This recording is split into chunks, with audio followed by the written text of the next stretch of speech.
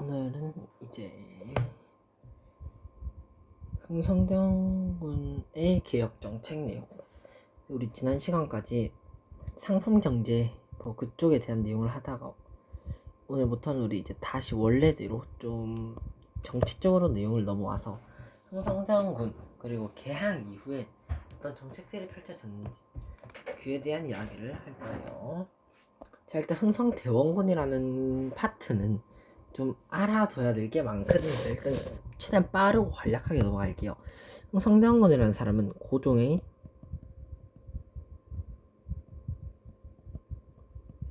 외할아버지였습니다. 근데 고종이 어린 나이에 왕이 오를 수밖에 없게 됐잖아요. 그래서 혹시 뭐 고종이 이제 이런 왕들이 어떻게 그런 결과를 지녔는지를 좀 보기 위해서는 잠시만요. 이 보관함에 들어가서 한국사 등록 검정 심화에 들어가면은 옛날에 한 조선 왕계보 그거 특강이 있어요. 이게 10월 20일 날에 이거를 보면은 좀 이해가 잘 될 거예요. 여기서는 특강에 대한 얘기를 좀 해주고 있으니까. 자, 집권 직전에는 이렇게 흥성대원군이 왕에 올라가기 전에 이 국내 상황은 세도정치의 배당과 삼정의 논란, 이걸 기강을 바로잡기 위해서 올라온 게 흥성대원군이라고 해도 뭐 과언이 아닐 정도로 흥성대원군의 역할이 되어 있습니다. 그 다음에 이제 천주교와 동학의 확산인데요. 이것도 뭐 기억해 두시고. 자, 세도정치가 이제 폐단을 하잖아요.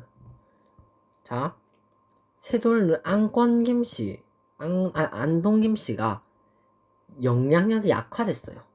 그러면서 그 다음 또 중요한 거, 세도정치에 일단 폐단 시대, 이것도 중요하고, 비변사 기능 축소. 우리 비변사가 임진왜란인데 중요한 역할을 했잖아요. 이 기능이 축소, 그 다음에 형성된 것도 폐지. 이게 왜냐면 그러면서 의정부 기능 삼권부 부활, 이게 좀 이제 정치적 군사적 그런 모든 다방면으로서 권력을 좀 다 빼앗아가는 그런 느낌이 여기 비변사에서 났기 때문이죠. 대전의 통이라는 걸 편찬해서 통치 체제를 정비하는 대전의 통. 자, 그다음 경복궁이라는 걸 준 거네요. 경복궁이요, 임진왜란 때 없어졌거든요. 이 경복궁을 중건합니다. 왜냐하면 이 왕실의 위엄을 회복하자 했는데 뭐 이런 강제로 막 징수받고 당백전이라는 걸 발행하거든요. 이건 좀 알아두시고. 당백전 발행. 그리고 노동력을 막 채취하는 거예요. 그래서 이 물가가 폭등하면서 민심이 악화되고 백성들의 반발을 초래할 수밖에 없었다. 이게 안타까운 뭐 경복궁 중건의 일이라고 할 수 있죠. 그 다음 이제 좀 많이 중요한 삼정의 문란 내용으로 나오는데요. 삼정은 전, 정, 환. 전정, 군정, 환국. 전정은 뭐냐면 이건 좀 이름을 알아두세요. 이거 이 두 개 이름 모르고 환곡만 아는 사람 있는데 전정, 군정도 좀 알아두세요. 정전은 바로 양전 사업을 실시하는 곳입니다. 그 다음에 군정은 들어봤을 거예요. 호포제라고 들어봤죠. 호포제를 실시해서 양반에게도 군포를 징수하게 하는 거. 이게 그냥 좀 중요한 거. 군포를 징수하게 하는 호포제 실시. 이거는 이 색으로 해놓을게요. 그 다음에 사창제 실시를 하여서 향촌의 자치 운영을 활발하게 돌렸다 는 겁니다. 다음 또 엄청나게 중요한 서원철폐. 조선에 딱 서원철폐한 게 두 왕이 있어요. 바로 영조 때 살짝 철폐하고 흥성대원 때 철폐하는 모습을 볼 수 있어요. 서원이 뭐 이런 혜택을 받아서 국가의 이런 재정을 좀 악화시킨다는 걸로 인해서 47개소만 남기고 다 철폐를 시켜요. 그래서 당연히 유학생들의 반발을 초래하고요. 그러나 뭐 재증 국가적으로 뭐 돈을 그런 가지고 있는 데는 뭐 좀 기여가 됐겠죠. 이게 서원을 철폐하는 것입니다. 자, 그러면은 이렇게 받고 내용 문제를 좀 가서 풀어볼 건데 이 파트가 내용이 좀 많거든요. 보면 됩니다. 문제가 16개. 하나하나씩 봅시다. 1번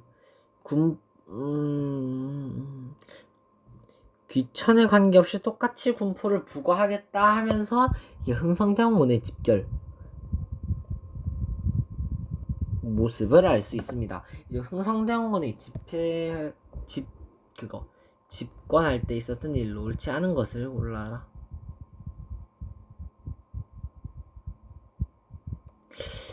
헷갈리는 것들이 있는데 항상 이게 정확하게 말하면 흥성대원군이 딱 문란 삼정의 문란 때의 내용이란 말이에요. 일단 이건 영조. 태양력이 도입된 거는 계양기. 노비한건법 고려. 자, 이 두 개가 진짜 헷갈릴 거예요. 일단 좀 중요한 것들 태양력 도입, 탕평책 추진 알아두시고 노비한건법 이건 뭐 쉽잖아요. 그 다음에 이 바로 호포제 실시랑 비변사 폐지 내용. 그러면서 이 문제는 진짜 중요한 문제가 되겠네요. 1번부터. 자, 비변사 폐지는 좀 더 뒤에요. 근데 우리가 이 호포제는요, 아까 보면서 삼정의 문란에서 전정, 군정할 때 나왔던 호포제. 그때 나왔던 겁니다. 아예 삼정의 문란. 다음 2번입니다. 자, 궁궐을 재건했대. 궁궐을 재건하고 세금을 가혹하게 징수하고 원납전. 이게 즉 흥성대원군 경복궁 중건. 자, 이 경복궁을 중건할 때 있었던 일로 옳은 것을 골라라 라는 건데 답은 1번이에요. 당백전에 대한 내용이 생각보다 중요하게 나온단 말이에요. 광무개혁 추진 중요하고요. 천일전쟁이 발발하였다. 이건 뭐 좀 기초네요. 팔만대장경 만민 공동의 내용은 좀 그냥 이름만 들어두시면 돼요. 딱히 엄청 중요한 내용이 나오진 않았어요. 자, 밑줄친 사건을 이거는 이제 우리 다음 내용까지 배우고 해야 될 것들이죠. 자, 다음 넘어갈게요. 통상수교 거부 정책과 양료. 이거 좀 알아두셔야 되는데 통상수교 거부 정책 이양선 이게 서양의 배거든요. 다르리 배양자 써서 서양의 배예요.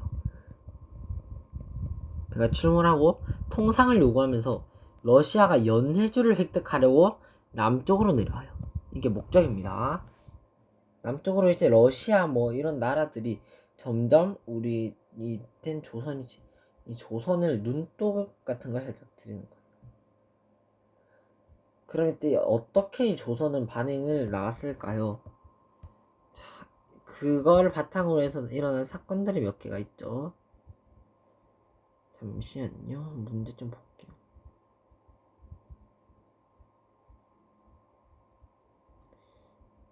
자, 병인양요. 1886년에요. 1866년에 흥성대원군이 프랑스를 이용해서 러시아를 견제하려 했으나 실패하면서 천주교 금지 여론. 자, 이 배경이 되는 사건이 바로 병인 박해예요. 배경이 되는 사건. 이 병인 박해로 인해서 일어난 사건이 병인 양요입니다. 다음 병인 박해를 구실로 프랑스 함대가 강화도를 공격했고요. 뭐 광성부 초지지 이런 데서. 하지만 정족산성이라는 곳에서 양원수 장군의 부대가 끝까지 항전을 하면서 우리에게도 남은 힘이 있다 이 정도의 내용을 보여주는 그런 강화도 정족산성에 대한 내용도 있습니다. 광성보 초지진 뭐 이런 거까지 다 뺏기면서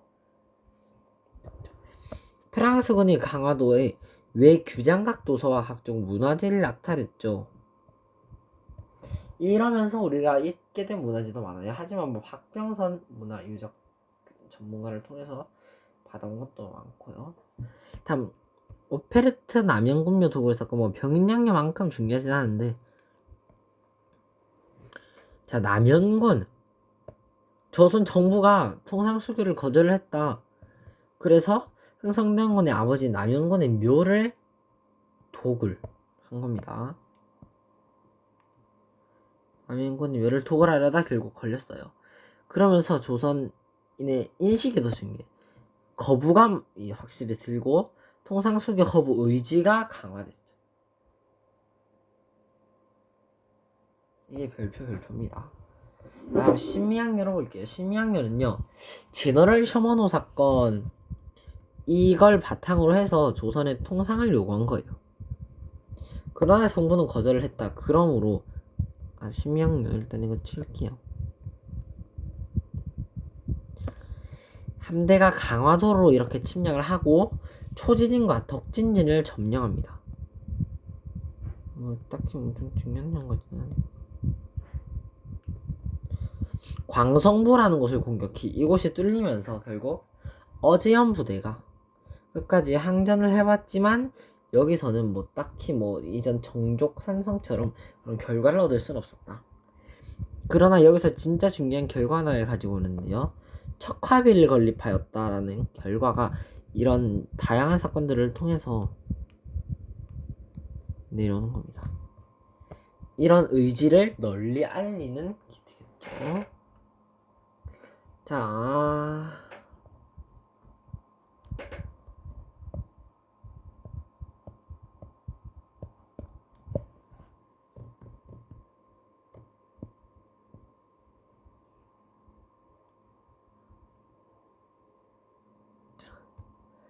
서양 열구에 강한 문호개방. 조선은 일단 박규수, 오경석, 뭐 유용기 이런 문호개방의 필요성을 주장. 즉 통상을 우리가 계속 개화를 하자라는 통상 개화론이 있는 반면, 일본이 이제 우리 서양에서 이제 뭐 내려오면서 병인양요, 신명요 이런 게 있었는데, 일본이 새로운 외교관계 형성을 실패하자 정한론이라는 것을 주장합니다. 그래서 조선 침략론을 대두시켜요. 흥성대원군의 집권이 끝난 후 직접 정치를 실시하며 거부 정책을 그나마 좀 완화를 시키는 거예요. 고종이 집권하면서 흥성대원군 때 너무 쇠곡으로 박혀있던 그런 정책을 좀 살짝씩 풀어준 겁니다. 그러면서 있었던 게 아주 중요한 강화도 조약이, 즉 조일 수조규라고 할 수 있습니다. 이게요, 운요 사건을 계기로 일어났거든요. 운요 사건. 일본이 우리나라에 들어온 거야. 그런데 이 내용이 조선이 자주국임을 인정하고 뭐 부산에 뭐 이런 항구를 개방하고 측량권 허용하고 영사재판권 허용해라, 이 내용이거든요. 이 내용, 자주국 인정, 항구 개방, 해안 측량력, 영사재판권, 이걸 달라 이 말인데, 즉 최초의 근대적 조약이자 불평등 조약. 근대적 조약이 불평등 조약. 그 다음 조일 수조규 부록과 무역 규칙이 있는데요. 자, 여기 양고기 수출입을 허용한다. 즉 조선에서 한 거를 이제 일본으로 늘락하거나 뭐 그런 게 가능하다라고 한 겁니다. 자, 오늘은 진도는 여기까지 뺄 거예요. 조미 통상수 조약. 오늘 생각보다 진도가 많이 나가겠네. 조미 통상수 조약에서는 김홍집이 조선 책략을 유포했어요. 김홍집이 사람은 이름을 좀 알아두는 게 중요합니다. 그 다음에 청나라가 러시아, 일본을 견제하고 종주권을 국제적으로 인정받고자 합니다. 그러면서 여기도 똑같이 나오죠. 영사재판권. 그 다음에 또 중요한 단어가 하나 나오죠. 영사재판권과 최애국 대우라는 말이 나와요. 이게 있다가 하면서 좀 중요한데, 최애국 대우 이름은 좀 기억을 해주세요. 자, 서양과 맺은, 이전에 일본과 맺은 일본과 맺은 거는 강화도,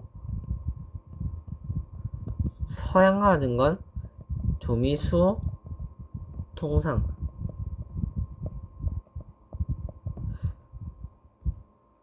서양과 맺은 불평등 조약이자 최초의 조약이라고 할 수 있겠네요.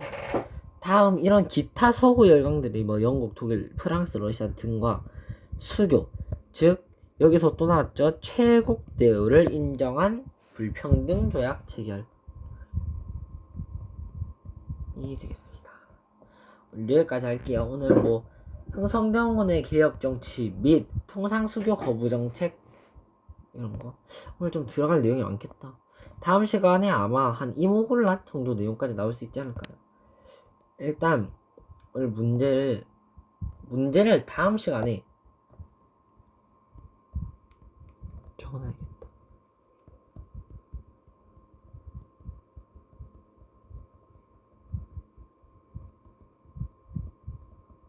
다음 시간에 이거 몇 번까지 풀이를 하냐면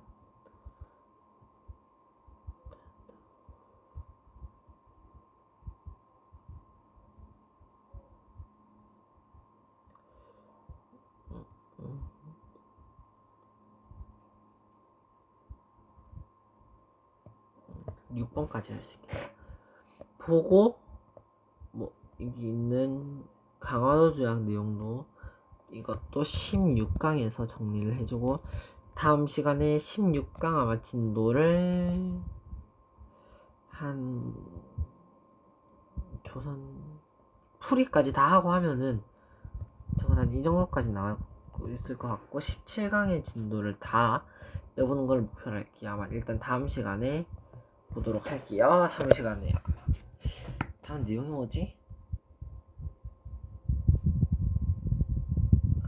개화파 신청만 같은 내용으로 다음 시간에 보도록 할게요.